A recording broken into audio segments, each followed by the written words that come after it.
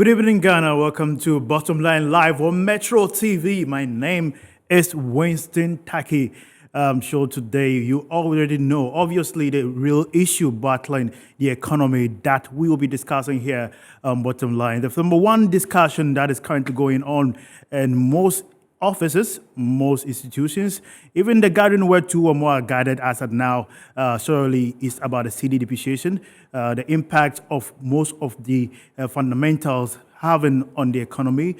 As of now, we know that CD has fallen about 50% by depreciation, and also will be tackling the challenges and looking at alternatives that are necessary for national development. These and more, we'll be speaking with my guest here in the studio right after this.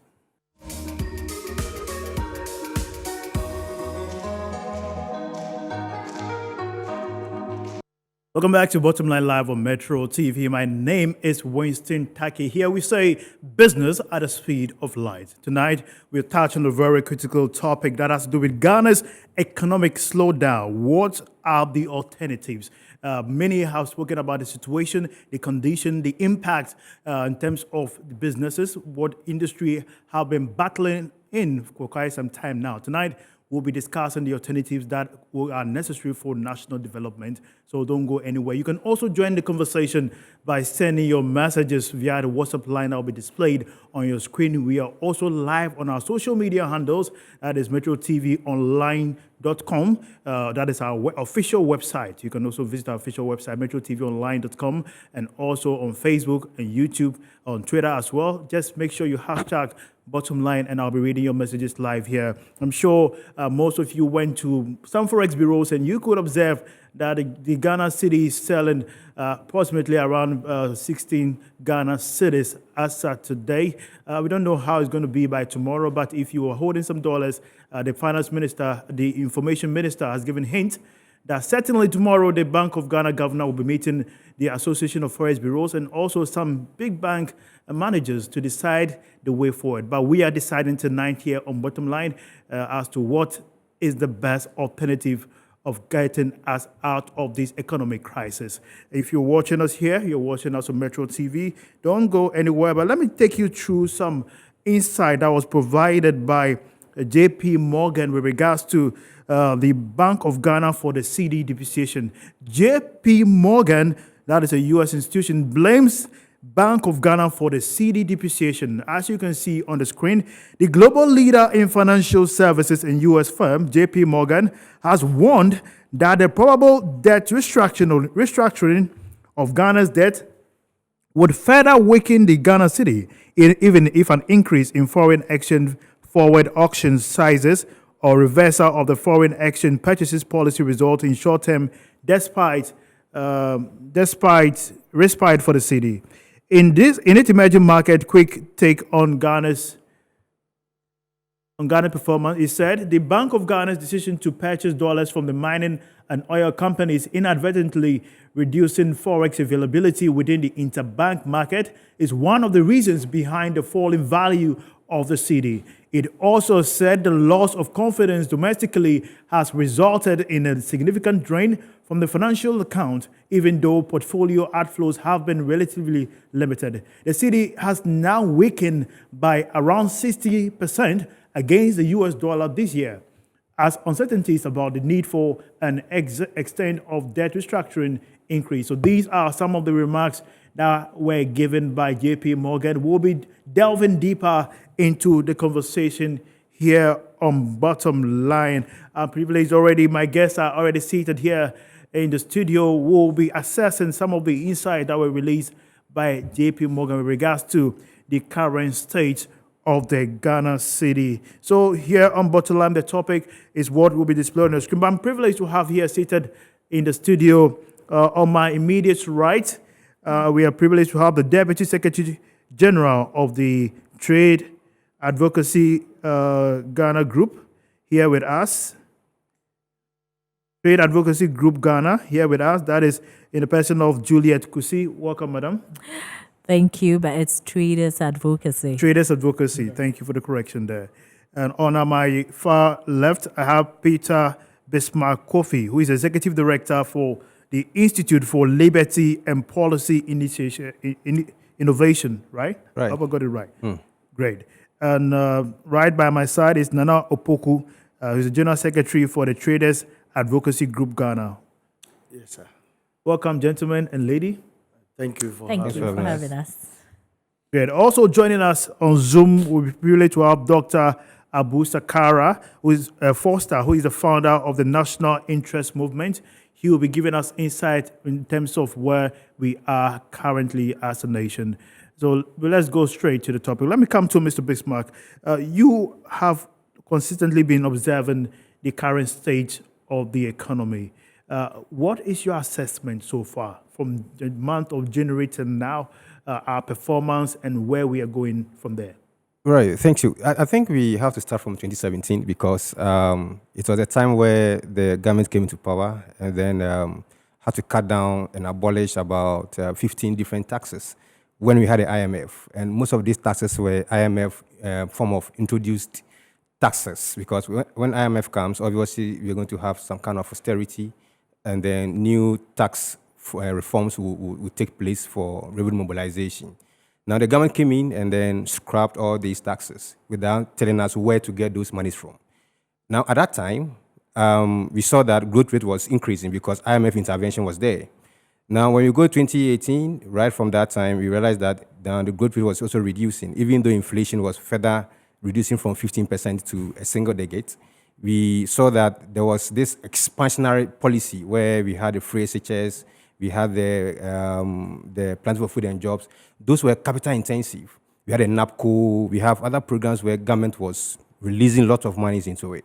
Now, because there was a shortfall in revenue at that time because of the 15 different taxes that were abolished, government had to do more borrowing at that time. And up to date, we saw the borrowing coming because taxes were not there. Then government realized that no, there's a challenge. So let's introduce new taxes. Then we had the luxury vehicle levy that came in. Was insufficient. Then we have to move into other taxes. Then COVID also came around. When COVID came, we had a stunted growth of the economy at that time. Then 2021, we tried to recover. However, what we failed to do at that time, up to date, was for us to improve upon our manufacturing sector. It was also for the fact that we do not also diversify the economy for revenue mobilization. So the expansionary policies were still in place. I mean, dishing out a lot of money out there. And then we also opened the floodgate for more foreign goods to come in at that time because our manufacturing sector was not booming enough to get some of this income. So what happened was that we didn't have to see these foreigners come in. When they came in, this is what they did. They have to compete with our local businesses. Now, in competition, they expatriate the forex away. When it happens that way, you're going to have your currency reducing. Now, in 2022, from January, as we mentioned, we saw the currency depreciating. It started depreciating all because we did not put in measures to ensure that we sustain the expansionary policies we have put in place.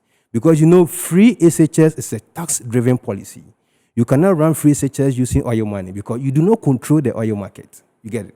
Now, there are only two things you can do. It's either you have the power to control the global market or you have the power to control your CD. Now, if you have failed to control the global market in terms of bargaining and negotiating so that when you export your raw materials, you could get dividends on that, you couldn't. Now, when it came to the issue of your currency, you couldn't control that. So, obviously, the two areas, you have no power. So, if you don't have the power for global negotiation when it comes to cocoa, sales of gold, and other raw materials, then you should have the power to control your Right, but you made a very critical point that has to do with the foreign companies competing with the local ones. I will ask you whether we don't have that. Didn't we build enough capacity to compete from that level? But before I come to you, let me come to Juliet Kusi on another issue. From the assessment that has been generalized by Mr. Bismarck, we could tell that traders, how did you survive during COVID? And now that we came into 2022, suddenly things were looking quite okay from the beginning of January, February, but there was a switch all of a sudden. How has businesses been for your group? Thank you. I think that traders have been surviving from time immemorial because we are the ones who have been mobilizing or resourcing our capital for our businesses without any interventions. When you are privileged, then maybe your bankers are able to support you with some loans, but it's all for expansion purposes. As you asked, with COVID, it was the same thing for us. Having our capitals there, being able to move on with our businesses. But with the current depreciation of the cedi, it's another story. Under normal circumstance, whatever a trader is to do to stay in business will be done. And the core mandate of every trader is profits and survival. So if I am hit by increment, definitely I'm going to transfer it onto the consumer to be able to make my capital and my profit for whatever expansions that I need to do. So that's how we've been surviving. One may ask, how are you directly affected by the cedi depreciation? We heard that businesses are saying you go to the market today, consumers or your customers are saying, why do you increase price by the day? And you also say that indeed, because of the dollar depreciation against the cedi or the cedi against the dollar, if I put it right. My brother was saying something that we have foreigners competing with us, and it's true. Because most 85% of the importers in Ghana are foreigners. 15% or less are Ghanaians. So definitely, all the traders we are seeing on the market depend on those who are bringing in these imports. It could be that it is not only the Ghanaian trader going to the Ghanaian importer to buy stuff, but the foreign importer as well, to be able to take some goods from them. Now, with the current depreciation or with the the dollar appreciating, what is happening is, if I should sell this to you on credit, and the cedi should depreciate and the dollar should appreciate, I have my money with you, but I have made a loss. So right now, everyone is keeping their goods and selling on their own. Because it's more of like when your goods are somewhere for just a minute, it's a problem. Even hoarding it is a problem, even Yes. for you as the I didn't seller. want to use the word hoard. Okay, The it's a business people are term, so hoarding. yeah. So it's more of, if you do not have enough capital, you cannot be in business. And right now with the depreciation, everybody's capital somehow depleted. Interesting. But before this discussion is just getting heated. If you're watching us anywhere, numbers right on your screen. Just send your messages.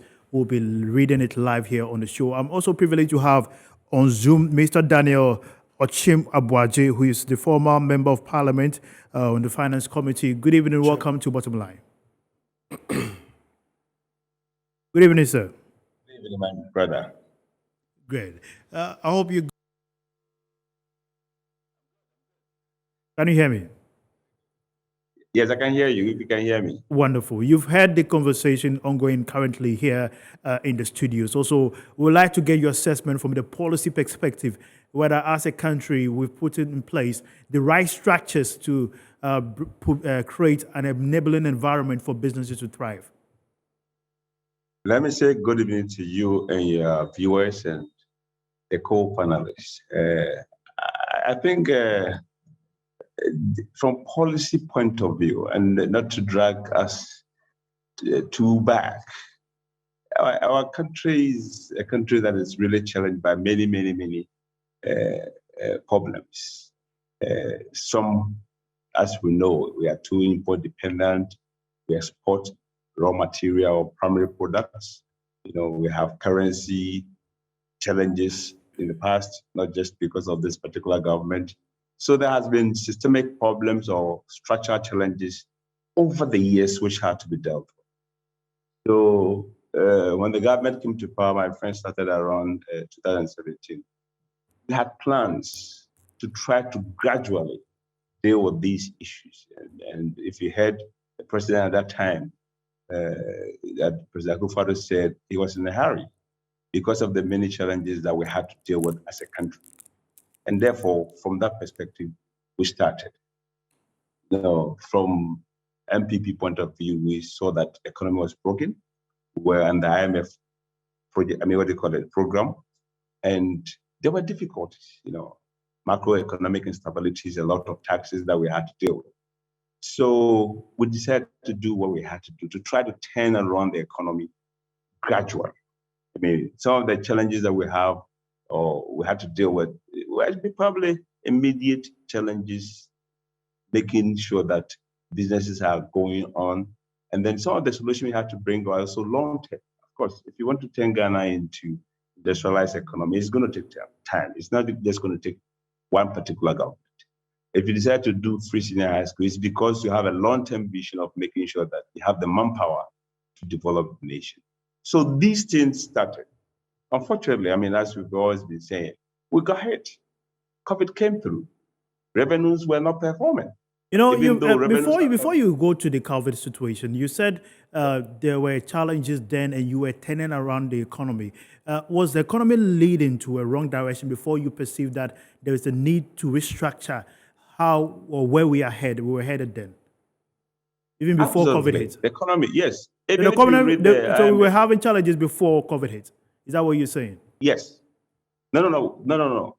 When we took over, all right, if you look at the numbers, the indicators, when we took over, we had problems. Problems were existing already. So we had to deal with. Can you name them, please? For instance, we had a situation where we had, unemployment was there. We have macroeconomic indicators that were all pointing to the wrong direction. If you look at the IMF report in 2015, right? There were excessive spending, right? So GDP was even growing at a rate of what? 3.4%, right? Inflation was well over 15.4. Base policy rate, at that time, I think it was 25.5. Even though today, because of all the challenges we are going through, these numbers have really also changed, have gotten worse, if you have to tell what as it is. But those were the situations. The economy was basically was in a mess. And so we had to take prudent measures to begin to deal with them. If you remember, at that time, the government even reduced the policy rate way down. I think it came as low as 13.5%. We had to manage to try to bring inflation as low as, I think it was 8% or so. GDP average growth rate was about almost 7% over the last 3 years before COVID hit. So if you look at the indicators, if you look at the macroeconomic indicators, then we were doing well, right? And so when COVID hit, and then we had to, shut down the economy, so to say. For some time, revenue is not coming as planned, even though we had received other monies from other places. Revenues were not performing. And you had to also spend on things that had not been planned for. So these things pose a lot of challenges in the government.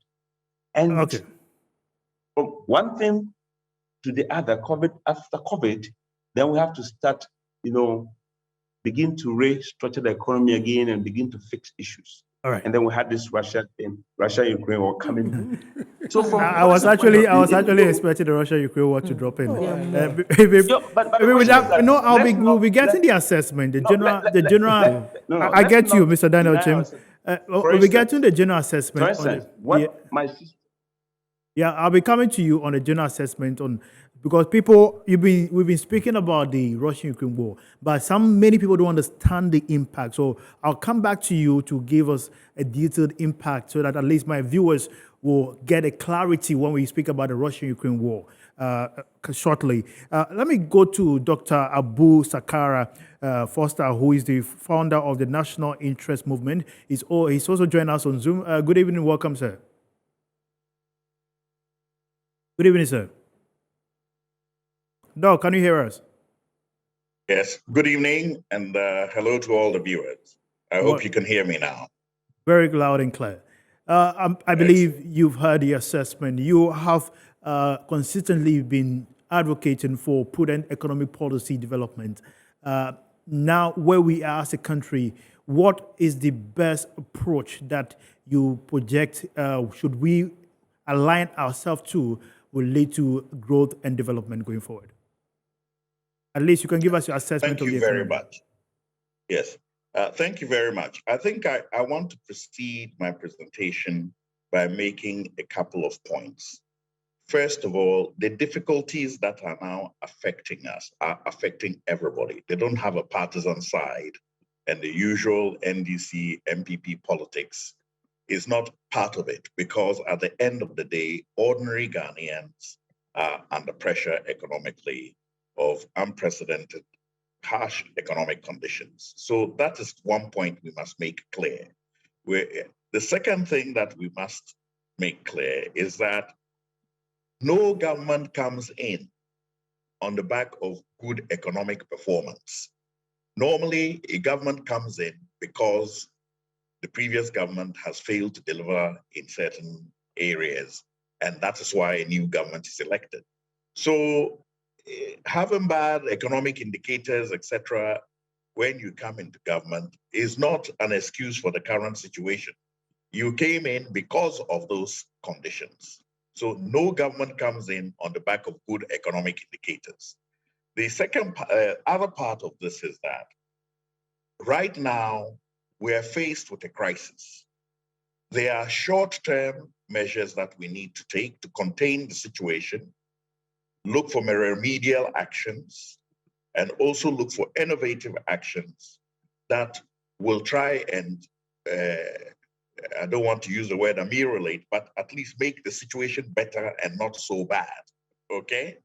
But there are also longer term measures that we need to take, which look at the structural problems in the economy and how we redress that.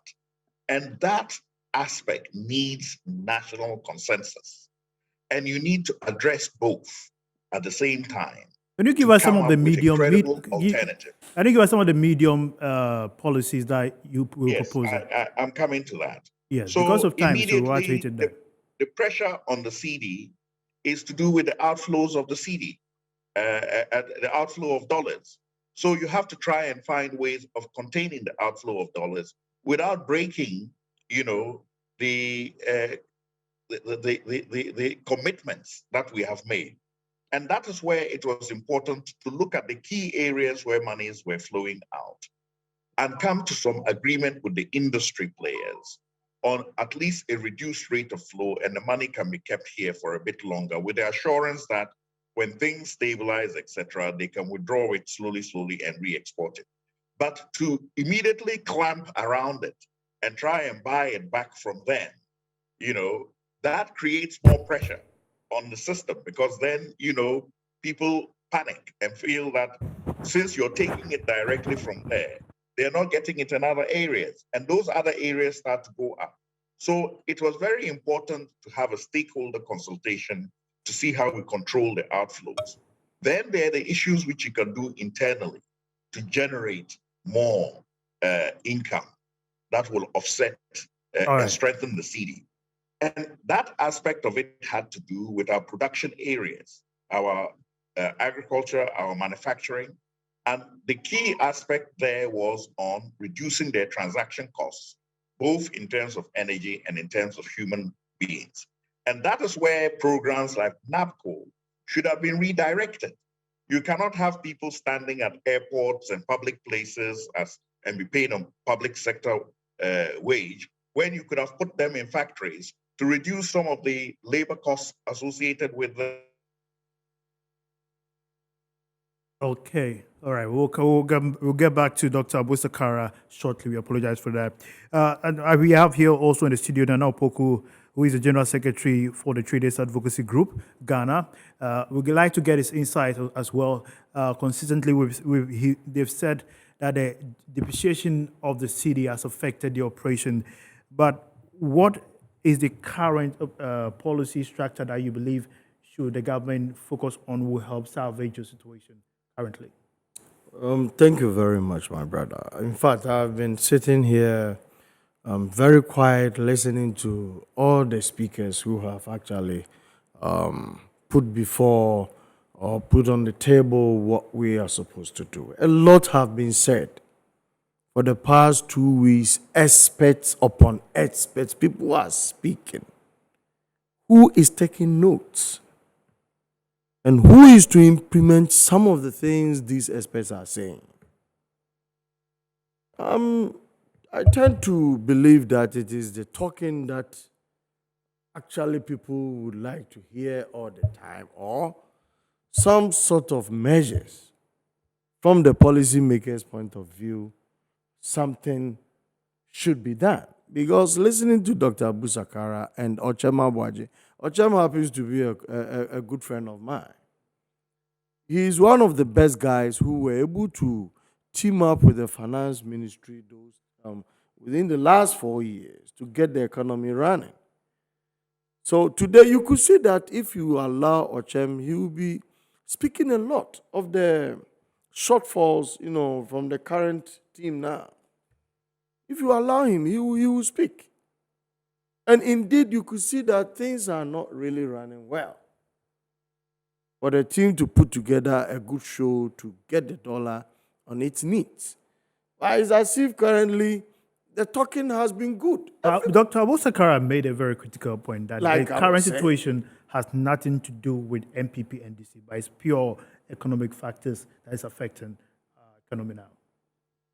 Like I was saying, if you are behind the scenes listening to somebody like Dr. Abu Sakara, one needs to start writing. Because everything that he posed there is a solution. But this the situation is as if nobody is listening to nobody. It has tended to be a talking So point. this is a show. platform for you to also let us know what is really happening Look, within your as- sector. as a trader- Because most of the time, just as you say, a lot of talking, but the kind of communication you put out also determine what kind of solution we can address. So we want to understand what is the current situation for the traders currently as of now. My brother, the current economy is an intensive care and being supported with a life support unit. It is just today that if you look at the market indications today, you can see that the economy has waken up by still on life support. I don't know whether this economy within the next couple of days can stand on its feet and walk. And you are saying that based on what? Based on the market indications and how the traders are faring in there. How are they faring, the traders? Very bad. In what way? Our capitals has been depleted beyond repairs. We've lost it all. For instance, if I were to trade with $100,000, today, what is left is almost like 42,000. Oh, my. 60% of it. Yes, it's gone. I did not wrong the economy. I did not do anything that should warrant this as a trader.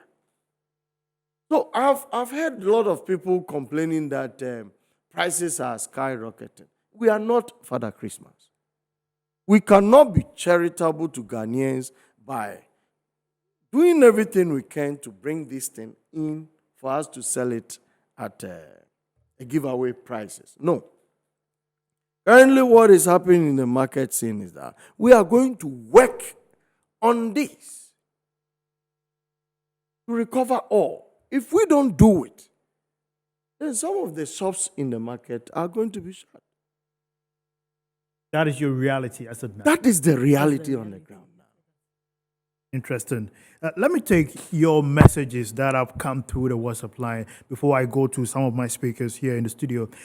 This is from Capito Patriotic Voices. Guaso, in fact, Metro TV, you are the best, fantastic program by all standards. Good job, keep it up.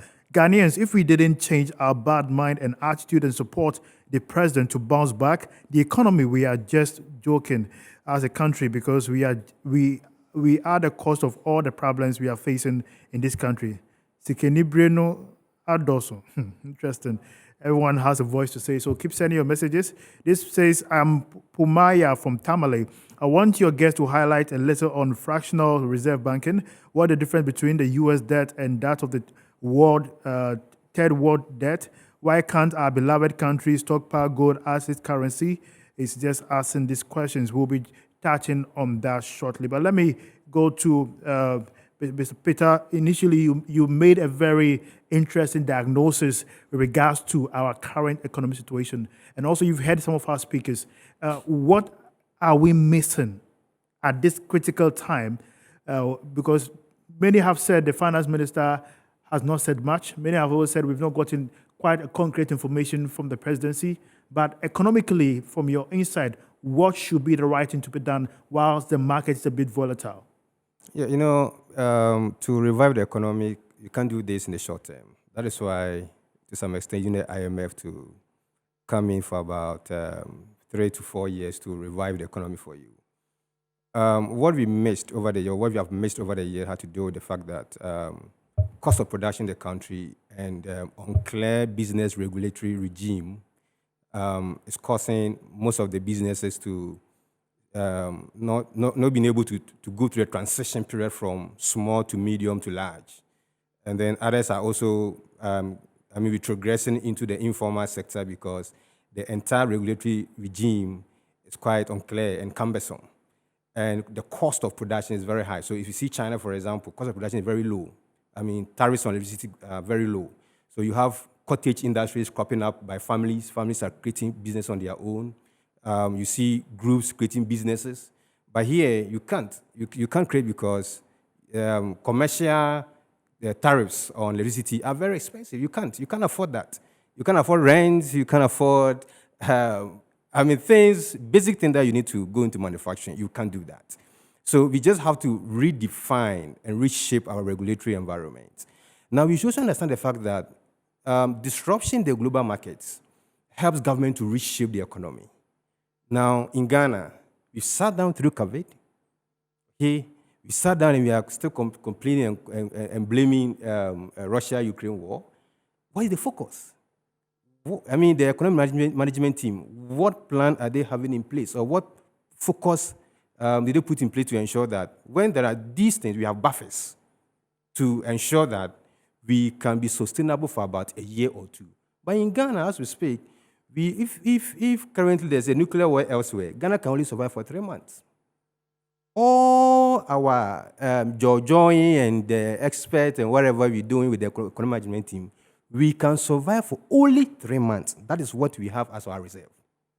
So we are missing the whole thing about trade. You see, trade and business runs the economy. You see, every government needs a business to survive. Every government needs the traders to survive. You cannot survive without the businessmen, the traders. Even the hawkers, the tabletop businesses, government need them to survive.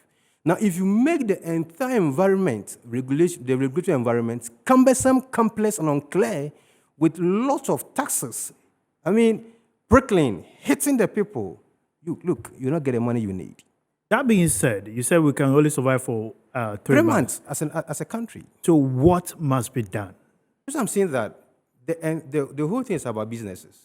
So the businesses should be the center for policy. It should be the center for policy, and you cannot even define and have a policy without engaging the entrepreneurs. The entrepreneur should be the core lead when it comes to policy regulation. Okay, let me go to Daniel Ochim Abuaje, who is a former member of the Parliament Finance Committee on Zoom. Hello, sir. Welcome back. Can you hear me, sir? Thank you. Great. Sure. Yeah, before you, initially you made mention of Russia-Ukraine war, so I'll come back to you, but I want to make some insight before I get your take. As of now, tin tomatoes, with Ghana import $1 billion of tin tomatoes, rice $800 million of tin tomatoes, sugarcane and other confectionaries about $300 million, flour $600 million. So it appears the simple staple stuffs that we use even in our homes, all of them are imported. In fact, you said that we were hit by Russia-Ukraine war. But will we have survived even if we were not manufacturing all these simple items in our economy? Well, I think my line or yours got broken along the way, but let me try and see, based on what you said, if I can respond to the last part of the question that I had. And to do that, let me just state this so that I can correct the impression that some of the panelists are getting from the statement I made. All right. All right. I sympathize sincerely for traders and business people. I'm one of those. I own a business that employs about 500 people. We are actually suffering. Business people are suffering. So I agree with Dr. Abu Zakari that this is not an MPP NDC issue. Totally agree, because we are all affected. But if you are making reference or to answer a question and you make reference to where MPP began, that's not mean you are blaming people. No, that's not the case. Nobody should get the impression that this is about MPP or NDC. No. This is about Ghana. And that's where I speak from now, because it is not to blame anybody. We are looking for solutions. So I just want to make that correct, because if you say that no I government think that comes your point is well power at made, the sir. back of good Your point is economy, well made. that is totally true. All right. But why can't we do that? Why can't we do that? You know, and I hear my other friend talking about the fact that there was no plan to deal with the Ghanaian situation to sustain it, or even to say that our import cover is about 3 months only. Okay, if something should happen to us as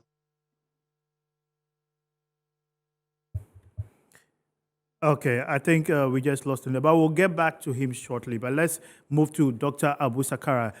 Doc, if you're there, can we hear you? Yes, I am. Good. Sorry we lost you there. Initially, you were making some very interesting I'm suggestions sorry, with I regards was just making a last point. All right. If I could. Please go ahead.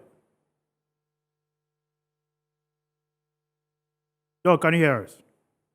Yes, I thought you were asking Honorable Daniel to go ahead. You can go ahead. You were making quite interesting All suggestions right. with regards to where we are. I think we were talking about the remedial measures that you will take, and then the innovative measures that you will take to try and redress the situation as interim measures. But then there's the long-term structural measure, and also our fiscal policy and monetary policy side, which you need to make adjustments to fit with a growth-oriented strategy based on production in agriculture and manufacturing. If it's tailored towards the trade side, you will not address the fundamental restructuring that you're talking about. And that is still the major elephant in the room. The fundamental structural flaws in the economy have remained in spite of pronouncements and nation of the state address that we're going to address it. It still remains. Now, let's go back a little bit. You see, the truth of the matter is that there have been misjudgments and miscalculations. You see, without the coronavirus, the extent of borrowing that we had done and where we had placed that money, mostly to support, interventions that did not directly generate money immediately, but were investing in long-term future like free SHS and other areas. Those created significant pressure on the interest rate payments and as well as the amount of debts that we were going to be paying in a very short period. Consequently, what we had was heavy commitments later on, even before COVID came. That is why the economy slowed down. Because at the end of the day, also when you talk about 7.5 growth, yes, when the economy has been slow growing, the following year, if there's some good prospects, it grows very largely. But to grow beyond 7.5, then it slows down a bit. So it is a relative growth. So it always tells you that if there's a bad situation before, there will be some growth, but after that, it gets more difficult to make it grow. And that is where it's important to be putting that money in areas of production, reducing our local transaction costs, and making our people competitive in the marketplace. That is where many successive governments have failed, All right, because Doc, our producers are not competitive in the marketplace Doc, because of high transaction costs. Doc, you made a very interesting point. You said that due to our misdirection in terms of rather investing on some social policies that indirectly do not generate capital to refinance themselves is one of the leading challenges we're facing. So are you saying that our plan in terms of debt restructuring is not in order going forward because of that we are not seeing growth in our economy? No, what I'm saying is that even before the advent of the corona, where we had placed the huge amounts of monies we borrowed was a problem, because too much of it was on long-term issues and not enough of it was on short-term issues that will support our production and manufacturing area and help them reduce transaction costs to be competitive in the marketplace. That is where the productivity growth would have come to bolster the GDP growth and help our people get on top. But we didn't do that. So the corona issue came and completely stopped the whole show. And then, subsequently, you got the exogenous issue of Ukraine war, which is a global situation. But before all of that, we already had created a problem because we miscalculated on how much we could spend on these long-term interventions versus how much we needed to spend on the short-term interventions. And that is exactly what most of the people on the panel are attesting to. They're saying that, look, before all of this, our energy costs were high. We could not compete in the marketplace. Did we not know, as far back as 3 years ago, I kept warning that we're going to have a food security situation because I saw that we were having impact with PFJ on seed production, but it was not translating into the other issues of, significant outgrower growth and then also the processing. So we knew that somewhere along the line, this thing is going to fall back. And then to make matters worse, when you get a little success, because of the nature of politics in this country, you tend to sprinkle it all over the country so everybody will taste some. Eventually, there's no salt in the soup because the salt is spread. Due to time, can you summarize your last words for us? Because time is on us. I want to get your takeaway word. I think what we need to do now, we need to have a national consensus on the way forward and bring everybody on board, because that intervention based on a longer term plan will go into 2023, 2024, leading up to 2025.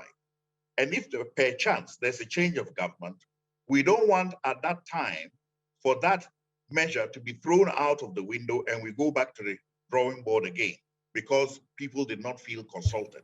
So now is the time to say, look, we didn't consult before. Let us consult. Let's look at put all the information on the table. All right. Because what we can do here is recommend an approach. We cannot recommend the individual measures because we don't have all the information available to us.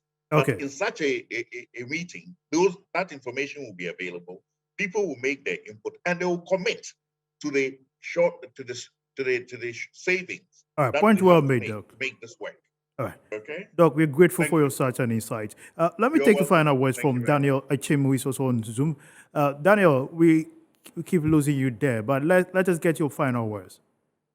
I'm sorry, my phone is my internet is causing problems. Noted. My final word is I think we should be focusing more and more on how we deal with this problem. It's a national problem.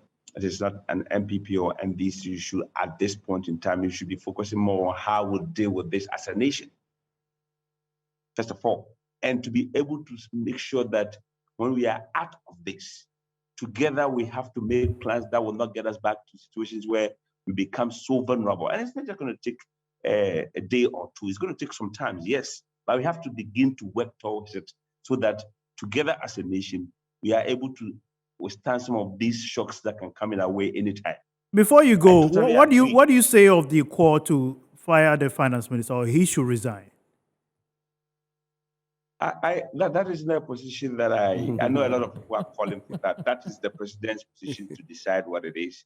I just think that if the government has to do reshuffle, it is his call. He has to decide what he has to do. But I believe that, I mean, I'm biased. I mean, I'm one person that really like the finance minister. I believe that if he's given the chance, he might be able to turn the things around. Okay. Honestly Point well speaking, made. that is where I believe. And Okay. and just last point, sorry, before you Shortly. go. My friend was making reference to the how much Ghanaians have in our reserves should any emergency happen. And he said that now it's about 3 months. I just want to say that if you look over the years in the past, how much has that been? Okay. Probably there was a point that it was 1 month, one All and a right. half months Okay. import cover.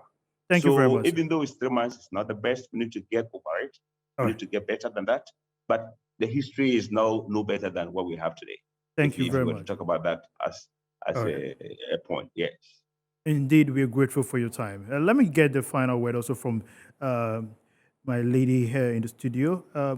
Juliet, you initially, okay, all right. I think my producers say, let's go for our first break. When we come back, I'll take the final words and also read your messages that have come through the WhatsApp line. So stay tuned. We'll be right back.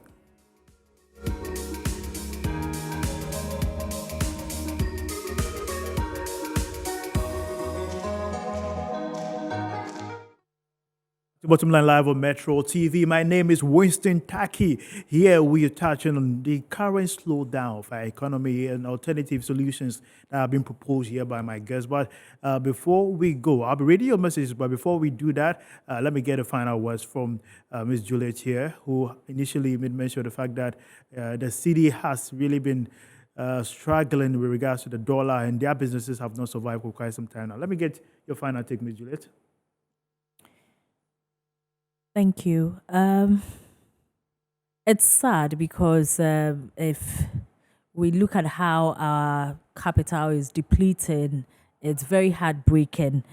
Because if I started this year with about 100,000 Ghana cedi at 6.2, which means I had about 10,000, close to 14 to $15,000. But now, if I should have that money, I should say that I have less than $7,000 now, which it's very worrying. All right. And I think the government should really sit up and do something about it because. Okay. All right. So are you calling for government to intervene? Mr. Borje? I will actually let I want to tell Ghanaians that if you are coming to the market, come prepared. And they should stop apportioning blame to the traders that we are abysmally increasing products on the market. Indeed, you are increasing price. No, we are moving with the dollar. If the dollar moves, we have to move. No, there are some assertions that you already have the goods in stock. You already have the goods in stock. No. Address that shortly in just 1 second. No, just the 5 goods seconds. are not in stock. Okay. We are selling them. And for your notice, some of the goods are not even in the market. Okay. All right. We are having shortfalls We are wrapping on up so on many that. commodities. Okay. So what I'm telling Ghanaians is that if you are coming to the market, come prepared. It is the situation. They should also empathize with the traders. Because one, we've lost our capitals. Two, the little that we are trying to salvage, they should help us salvage it. Well, point well made there. Now, Bismarck. Right. So I would say that currently government owes the domestic market about 25 billion Ghana cedis. Come again? Government Yes. is owing the domestic market. I mean, borrowing from domestic market is about $25 billion now. That's what government is in debt with. Now, if you don't pay this debt to the banks, to those who lend you the money, it means that they may not have enough to also lend out.